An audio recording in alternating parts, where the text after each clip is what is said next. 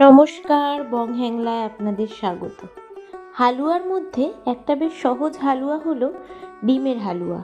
এটা অনেকেই বানাতে চান না ডিমের গন্ধ থেকে যায় বলে, কিন্তু এইভাবে বানালে ডিমের গন্ধ একেবারেই থাকবে না, অথচ হয়ে উঠবে সুস্বাদু একটা ডেজার্ট।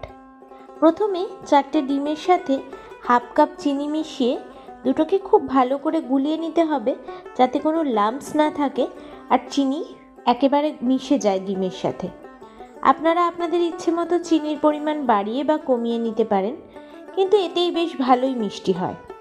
তারপর কড়াইতে ঘি দিয়ে তাতে দারচিনি ফোড়ন দিয়ে ডিমের মিশ্রণটা দিয়ে দিতে হবে। নাড়তে নাড়তে একটু শুকনো হয়ে এলে 3/4 কাপ দুধ আর আগে থেকে দুধে ভেজানো কেশর দিয়ে দিতে হবে। তারপর আমি 2 ফোঁটা জেল ফুড কালার ব্যবহার করেছি। এটা অপশনাল, আপনারা চাইলে নাও ব্যবহার করতে পারেন। বেশ শুকনো শুকনো হয়ে এলে এটাতে কিছুটা গুঁড়ো দুধ, এলাচ পাউডার আর কুচি করা ড্রাই ফ্রুট দিয়ে নামিয়ে নিতে হবে। গুঁড়ো দুধ আর ঘিয়ের কারণে ডিমের কাঁচা গন্ধ একেবারেই থাকবে না। তবুও এটা যেহেতু ডিমের হালুয়া, তাই ডিমের মতো তো খেতে একটু হবেই। ব্যাস, আজকে এইটুকুই।